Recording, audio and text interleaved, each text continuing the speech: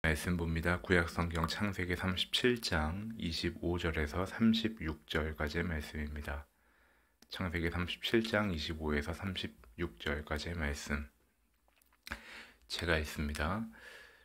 그들이 앉아서 음식을 먹고 있을 때 눈을 들어 바라보니 이스마엘 상인들이 길르앗에서 오고 있었습니다. 그들의 낙타에는 향신료와 향유와 모략이 가득 실려 있었습니다. 이스마엘 상인들은 그것을 싣고 이집트로 내려가고 있었습니다. 유다가 그 형제들에게 말했습니다. 우리가 우리 동생을 죽이고 그 피를 숨긴다고 얻는 것이 뭐가 있겠느냐? 자, 그에게 손대지 말고 그를 이스마엘 사람들에게 팔아버리자. 어쨌든 그는 우리와 살과 피를 나눈 형제가 아니냐. 그러자 다른 형제들도 말을 들었습니다. 미디안의 상인들이 지나갈 때 형들은 요셉을 구덩이에서 끌어내 이스마엘 사람들에게 은 20개를 받고 팔아버렸습니다. 이스마엘 사람들이 요셉을 이집트로 데려갔습니다. 르우벤이 구덩이에 돌아와 보니 요셉이 없었습니다. 르우벤은 자기 옷을 찢었습니다. 르우벤은 자기 동생들에게 돌아와서 말했습니다. 아이가 없어졌다. 이제 내가 어디로 가야 한단 말이냐. 그들은 염소 새끼를 잡아 죽여 요셉의 옷을 가져다가 그 피를 묻혔습니다. 형들은 요셉의 옷을 아버지에게 갖고 가서 말했습니다. 우리가 이것을 발견했습니다. 이것이 아버지 아들의 옷인지 살펴보십시오. 야곱이 그 옷을 알아보고 말했습니다. 이것은 내 아들의 옷이다. 맹수가 그를 잡아먹었구나. 요셉이 틀림없이 갈기갈기 찢겼겠구나. 야곱이 자기 옷을 찢고 베옷을 입고 여러 날 동안 그 아들을 위해 슬피 울었습니다. 그의 아들 딸들이 다 와서 그를 위로하려고 했지만 그는 위로받기를 거절하며 말했습니다. 아니다, 내가 슬피 울며 내 아들을 만나러 음부로 내려갈 것이다. 그는 자기 아들을 위해 슬피 울었습니다. 한편 미디안 사람들은 이집트에서 요셉을 바로의 신하인 경호대장 보디발에게 팔았습니다. 아멘. 창세기 37장 25절 이하에서 이제 요셉의 형제들은 미디안 상인들에게 그의 동생 요셉을 노예로 팔아버리는, 그리고 야곱은 그의 아들들에게 요셉의 채색 옷이 짐승의 피가 묻은 채로 자신의 손에 들려 있게 되는 그런 끔찍한 현실을 마주하는 장면이 기록되어 있죠. 창세기 37장 28절에 보면 미디안의 상인들이 지나갈 때 형들은 요셉을 구덩이에서 끌어내 이스마엘 사람들에게 은 20개를 받고 팔아버렸습니다. 그 이스마엘 사람들이 요셉을 이집트로 데려갔습니다. 이렇게 나와 있어요. 형들이 요셉을 팔아버림으로 이제 그들은 요셉으로부터 우리는 완전히 멀어졌다. 요셉의 그 얼토당토하는 꿈, 그 건방지기 짝이 없는 그 꿈을 이제 듣지 않아도 된다. 이제 요셉과 우리는 상관없는 사람이 되었다. 이렇게 생각을 했을 거예요. 그리고 37장 이 하반부에 단 한 번도 그 목소리가 들리지 않는 마치 죽은 자와 같이 묘사된 요셉 역시도 그 구덩이에 빠져서 있을 때에는 그래도 형들이 혹시 이렇게 자기를 혼내다가 자기에게 겁을 주다가 자기를 건져내 주지 않을까 이렇게 기대했을지 모르겠어요. 그런데 실제 상인들에게 팔려가면서는 이제 모든 희망을 저버리고 그저 낙심한 채로 어디로 끌려갈지 모르는, 어떻게 될지 모르는 앞날에 대한 두려움과 근심으로 그저 가버렸을지 모르겠어요. 그런데 우리는 다 알고 있죠. 요셉은 이집트에서 노예로 살다가 끝내 이집트의 총리에까지 오르게 되는, 즉 지금 미디안 상인들의 손에 팔려가는 이 과정이 요셉이 망하는 과정이 아니라 요셉에게 그 꿈을 주셨던 하나님께서 요셉의 삶을 당신의 뜻대로 인도에 가시는 과정 속의 하나이다 라는 걸 우리는 알고 있죠.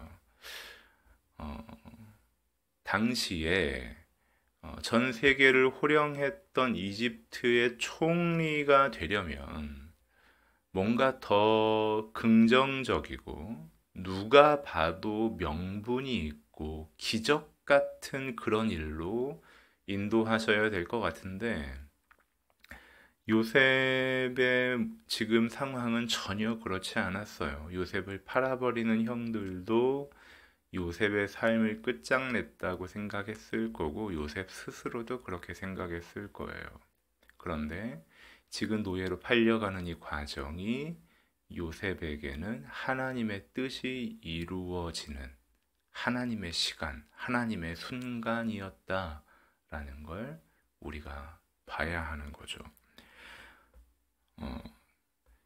신약 성경 사도행전 23장에 보시면 23장 12절 이하의 긴 구절인데 12절 이하에서 그 예루살렘 감옥에 있었던 그래서 로마에 가서 복음을 전하기 위해 로마의 황제에게 재판을 받겠다라고 요청했던 바울의 모습이 바울에 대한 이야기가 기록되어 있는데 사도행전 23장 12절에 보면 이렇게 기록되어 있거든요. 날이 새면 유대인들이 당을 지어 맹세하되 바울을 죽이기 전에는 먹지도 아니하고 마시지도 아니하겠다 하고 이같이 동맹한 자가 40여 명이더라. 이렇게 나와 있어요. 예루살렘 감옥에 갇혀 있었던 바울이 풀려나기만 하면 그 바울을 죽여버리겠다. 이 말도 안 되는 예수의 도를 전하는 이 바울을 우리가 용서할 수 없다. 라고 말하는 급진 과격주의자들에 의해서 바울은 그 생명이 위태로운 상황이었어요. 로마에 가서 복음을 전할 수 없는 그 생명이 끝난다면 어떻게 로마에 가서 복음을 전하겠어요?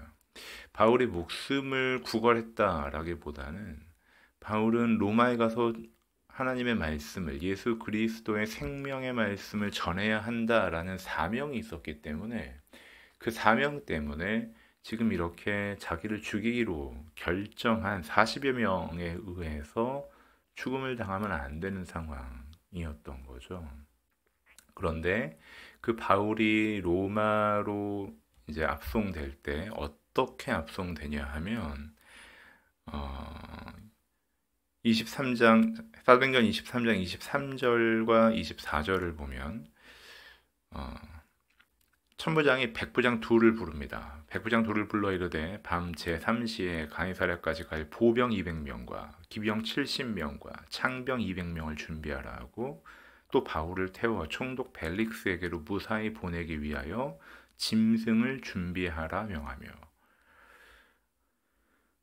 당시 최강의 나라였던 로마에서 바울을 로마로 그 수도 로마로 압송하기 위해 어떻게 준비를 하냐 하면 보병 200명, 기병 70명, 창병 200명을 준비합니다. 어떤 사설 보디가드를 준비시킨다 한들 이렇게 준비할 수 있을까요?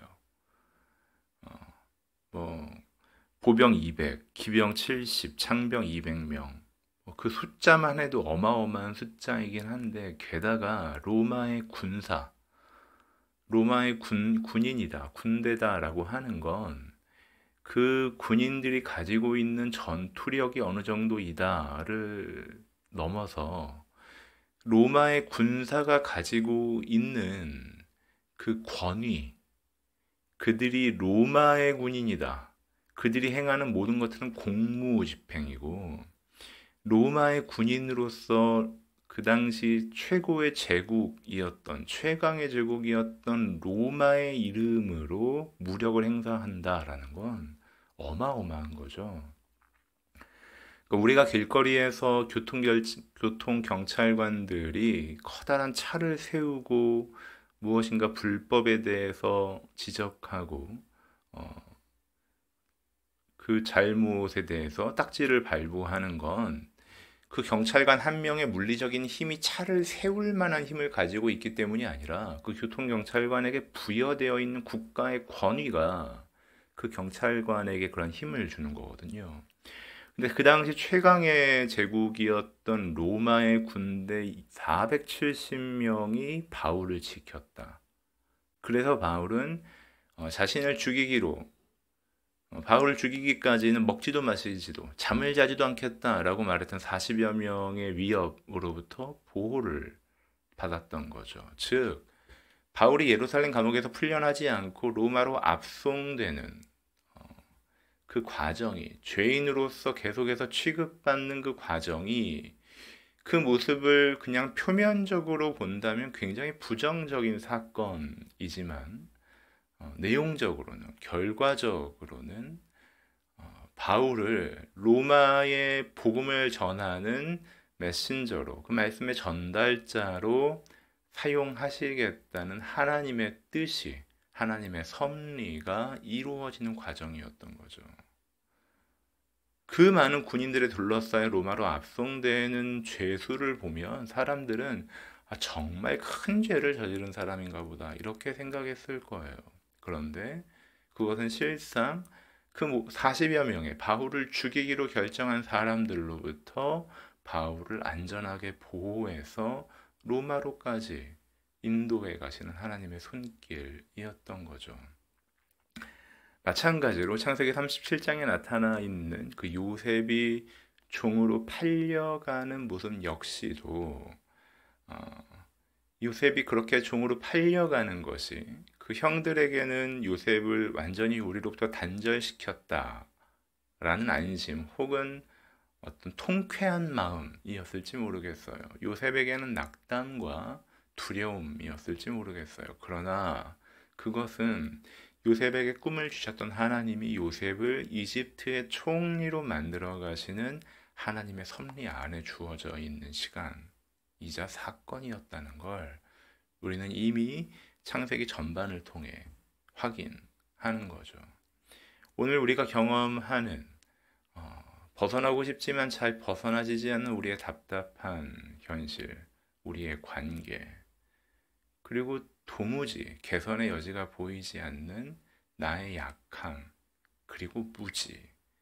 그런 것 때문에 매일 씨름해야 하는 우리의 현실이 마치 요셉이 구덩이에 빠져 있다가 미디안 상인들에게 팔려가는, 노예로 팔려가는 현실 같을지라도 바울이 예루살렘 감옥에서 그 군인들에게 끌려 로마로 압송되는 것 같은 현실이라 할지라도 우리가 하나님의 자녀라면 하나님 우리의 모든 현실을 우리가 부정적으로 보고 있는 모든 현실을 통해 하나님의 뜻을 하나님의 계획을 하나님의 목적을 이루시기에 실수와 실패 없이 반드시 성취하고 마시는 전능한 하나님이신 것을 우리가 오늘도 말씀과 기도로 기억해내는 예배자이기를 축복합니다. 내가 원하는 방식, 내가 원하는 현실로 되지 않는다가 어쩌면 정말 대부분의 경우에 다행인 거예요. 차라리 그래서 감사한 거예요.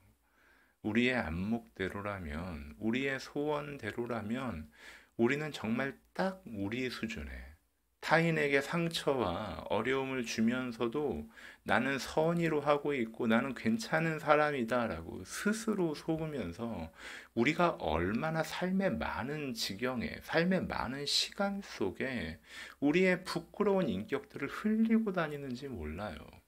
우리에게 더 지도력이 주어진다면, 우리에게 더 영향력이 주어진다면, 그런데 그 속에 하나님의 섭리와 인도가 없다면 그게 얼마나 거칠고 끔찍한 현실이겠어요. 하나님이 우리가 바라보고 있는 이렇게 부정적이고 이렇게 엉망인 상황 속에 과연 내가 하나님의 자녀라고 하나님의 뜻이 내 안에 이루어지고 있다고 말할 수 있을 것인가? 성경은 우리에게 보여주는 거죠. 그 사건을 통해서도 하나님의 뜻은 이루어지고 있다. 오늘 이 한날 우리의 현실이 하나님이 우리를 이끌어 가시는 하나님의 실패 없는 과정이라는 것을 우리가 기억했으면 합니다. 오늘 본문 말씀 31절에 보면 그들은 염소 새끼를 잡아 죽여 요셉의 옷을 가져다가 그 피를 묻혔습니다 라고 기록되어 있어요. 요셉의 형제들이 요셉을 미디안 상인들에게 팔아버리고 이제 아버지에게 요셉이 죽었다라는 어떤 그런 암시를 주기 위해 요셉의 채색옷에 염소 새끼를 잡아 그 피를 묻히죠. 그리고 나중에 아버지에게 그 옷을 보여주는 거죠.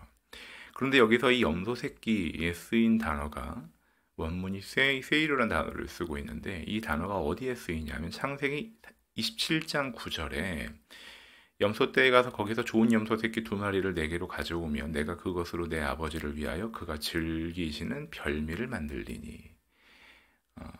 요셉이 야곱이 어렸을 때 야곱이 그 형 에서에게 장자권을 빼앗기 위해 그 어머니 리브가와 그 아버지 연로했던 이삭을 속이기 위해 그때 사용했던 요리, 그 요리, 염소 새끼 요리가 바로 세일이에요.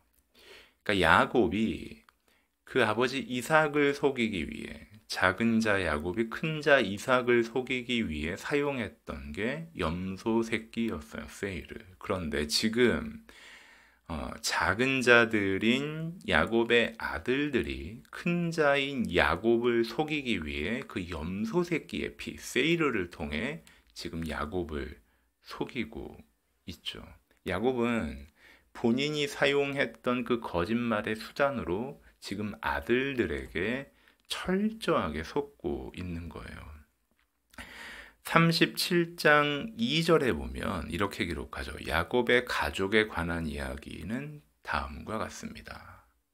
지금 37장 전반에서 마치 이야기의 주인공은 요셉인 것처럼 보이지만 실상 이 본문이 전반적으로 이야기하고 있는 건 야곱에 대한 이야기가 아닌가 싶어요. 야곱은 그 아들 요셉을 편애했어요. 그리고 그 아들들에게 자기가 했던 거짓말로 그 거짓말의 수단으로 자기가 속게 되는 거예요. 그리고 그 거짓말의 결과로 처절한 고통을 당하죠. 34절 35절에 보면 야곱이 자기 옷을 찢고 베옷을 입고 여러 날 동안 그 아들을 위해 슬피 울었습니다. 그의 아들 딸들이 다 와서 그를 위로하려고 했지만 그를 위로받기를 거절하며 말했습니다. 아니다, 내가 슬피 울며 내 아들을 만나러 음부로 내려갈 것이다. 그는 자기 아들을 위해 슬피 울었습니다. 야곱은 아들들의 거짓말에 속아서 처절한 고통을 당하죠. 자식이 죽었다. 사랑하는 자식이 죽었다. 그것도 짐승에 찢겨서 피를 흘리며 죽임을 당했다. 상상만으로도 견딜 수 없는 고통이에요. 단장의 고통이라고 어른들이 표현하죠. 장이 끊어지는 것 같은 고통이었을 거예요.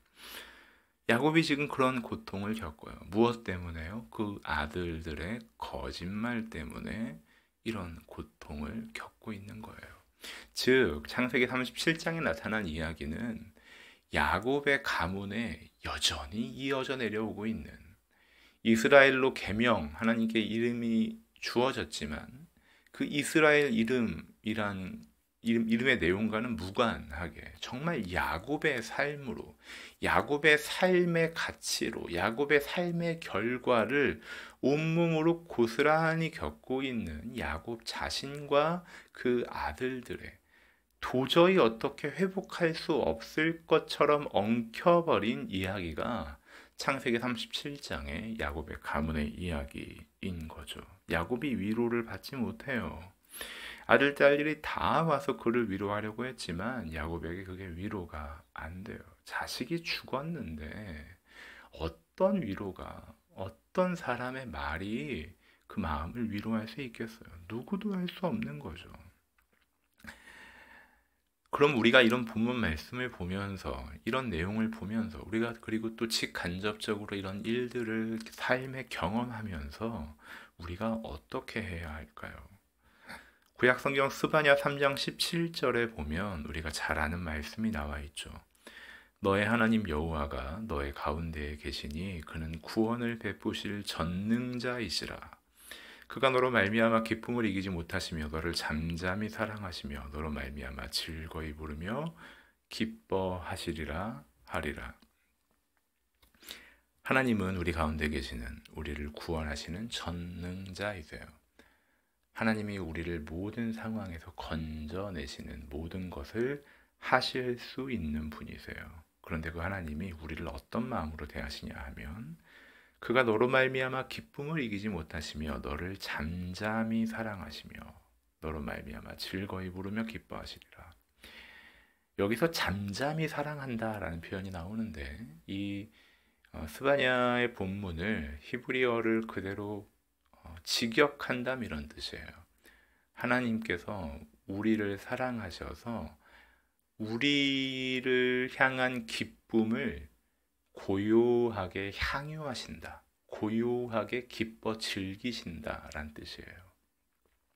이게 어떻게 가능할까요?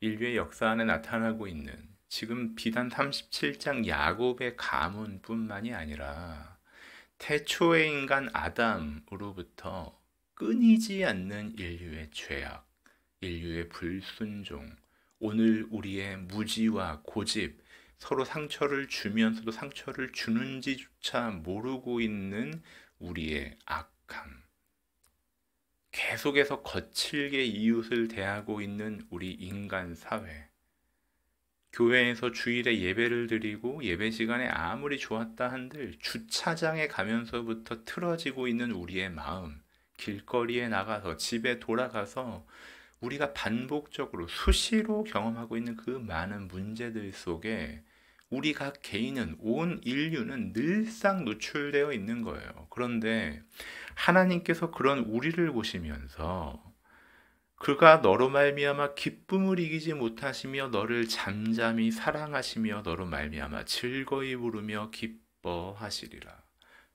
하나님께서 고요하게 우리를 향한 기쁨을 향유하신대요. 잠잠히 사랑하신대요. 어떻게 그러실 수 있을까요? 하나님은 우리를 향한 조바심이 없는 분이세요. 우리가 우리의 현실에 우리의 자녀들에게 조바심을 갖는다는 건 이렇게 하면 안 되는데, 이렇게 하면 큰일 나는데, 이렇게 하면 돌이킬 수 없는데 라는 우리의 한계, 우리의 무능을 스스로 알고 전제하기 때문에 우리에게는 조바심이 있는 거예요. 그런데 하나님에게는 그런 조바심이 사라지죠. 왜냐하면 스바냐 3장 17절의 말씀처럼 그는 구원을 베푸실 전능자이시라. 하나님께서는 우리의 모든 삶의 여건을 역전시키실 수 있으며 노예로 팔려가는 야곱을 애굽의 총리로 만드실 수도 있고 예루살렘 감옥에서 로마로 압송되는 바울을 통해서도 온 지역의 그리스도의 교회를 세우는 하나님의 일을 이루실 수 있는 분이시기 때문에 그래요.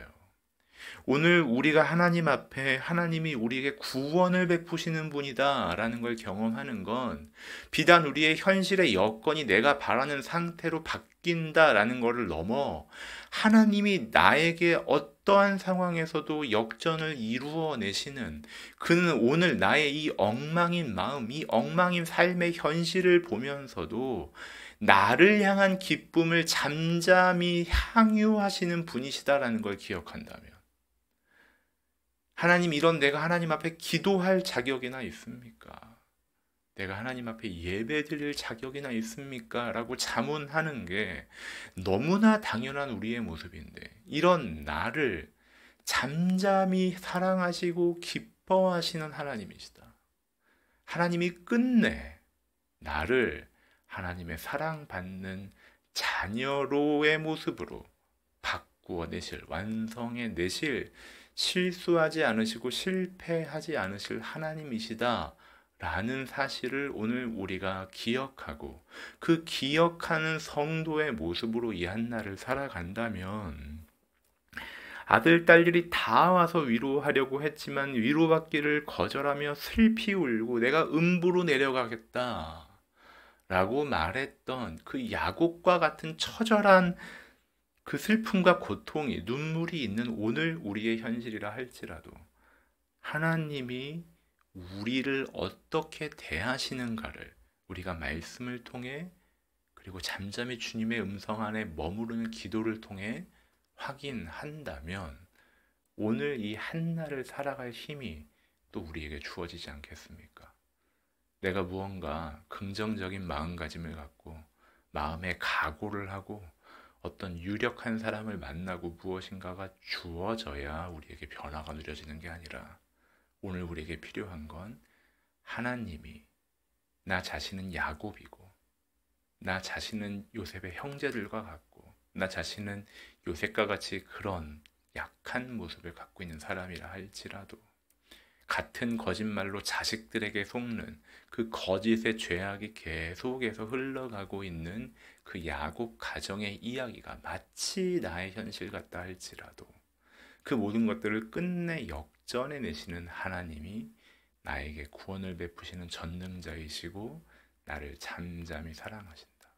그래서 나는 오늘 나의 과거의 모든 시간들을 단연히 분연히 끊어내고 하나님을 기억하는 자로 이 한날을 살겠다라고 우리가 결정한다면 그리고 성령 하나님의 도우심을 구한다면 우리의 오늘은 스바냐 3장 17절의 말씀처럼 우리를 향한 기쁨을 잠잠히 향유하시는 그 하나님과 동행하는 평안을 누리지 않겠습니까?